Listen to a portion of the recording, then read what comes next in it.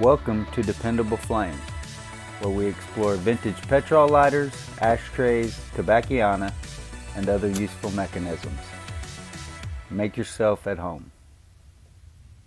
Today we have a vintage Del Mar aluminum block roller petrol lighter.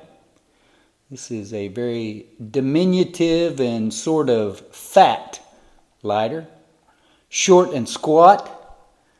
A very interesting execution of a lighter that is marked fairly well compared to the way that most aluminum block lighters are marked. We have not had a whole lot of success in getting this thing up and running, but I've had a spark of hope here or there in the workshop with it recently, so decided to fuel it up and just see what results we can show. This finish on this aluminum block roller petrol lighter is sort of a polish, almost mirror finish. Really cool. Looks like it's either been taken care of or cleaned at some point. There are some markings on the back of it here, scuffs, scratches, that sort of thing. You see here it is marked Del Mar, patent applied for. It's got a sort of oversized roller, short and fat like the lighter itself, and seems to spark pretty well. And of course, we can adjust the tension on our file wheel here with the screw. But what I'm most interested in is fueling it up and seeing if we can get it to reliably ignite. There you see the fuel screw has a little short standard screwdriver integrated into it, so you can work your flint spring screw with that if you so choose. There is no gasket or rubber seal on the fuel screw, although it does look like there perhaps used to be a paper gasket type. Looks like there may still be some remnants of it. They're on the underside of the lip of that fuel screw. Very small lighter, so I'm guessing 2 droppers full at the most. There's one.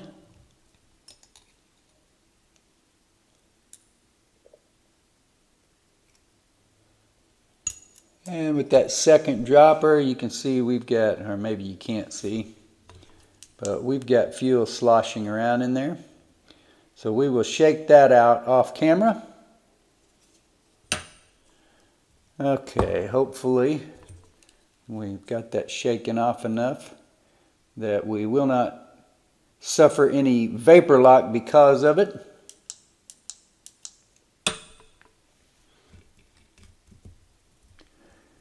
Get our dropper sealed back in there, replace our fuel screw.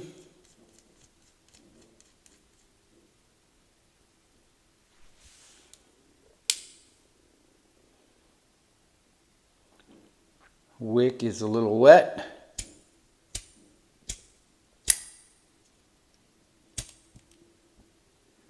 So we do have some vapor lock, so maybe we'll just let that sit there for a moment.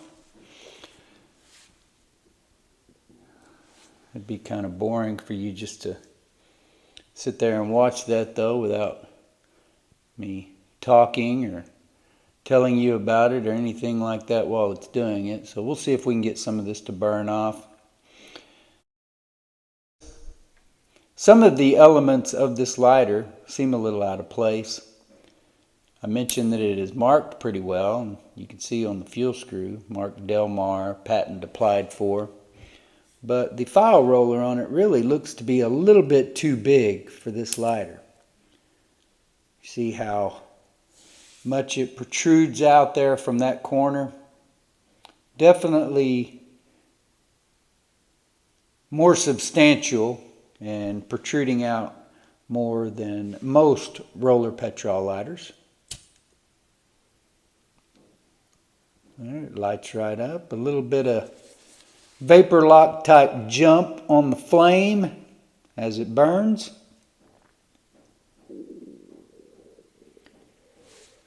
See how the design of the lighter forms a windscreen here, where the only real opening is here in the front, but there are no holes cut out or anything like that. So I don't know if you would call that a windscreen without holes, or maybe you would just call that the ignition chamber, ignition area, something to that effect. A really interesting file roller. As you can see, it is fluted down here on the bottom and knurled at an angle where it grinds the flint. It's a little bit different than any file wheel that I have seen before, but seems to work pretty well. Nothing wrong with that. Got a nice slot in your fuel screw, which that particular slot does look like it would be served well by using a penny. Dime might be a little bit too small. Quarter and a nickel might be a little bit too big, I don't know. But a coin definitely looks like it could help you in that fuel screw. There are a number of ways that you can remove fuel screws, and coins are definitely viable options. Sometimes a traditional screwdriver is exactly what you need, depending on the shape or condition of the slot in the screw. Sometimes some other implement can serve you better. This is a really cool lighter. Like I said, short, squat, and fat. Relatively interesting design with a sort of mirrored, high polish finish that does have a lot of scratches, scuffs, but no major dings, dents. The fuel screw is in pretty good condition, though missing its gasket or seal. We did just fuel this up, and it didn't light immediately. Took us a few turns, and then it sort of had a small vapor lock type explosion. But since letting that burn off for a little bit, until this time, it had ignited every time. So we may still have some of our vapor lock here that we're dealing with. Maybe not. This lighter may just be a little bit difficult.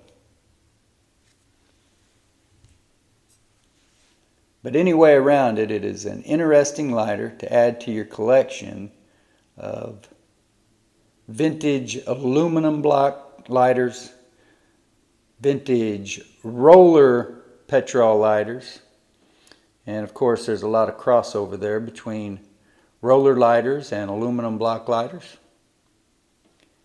And when you can find one that ignites reliably, they're a lot of fun to use. The jury is still out on this one though, so stay tuned. Until next time.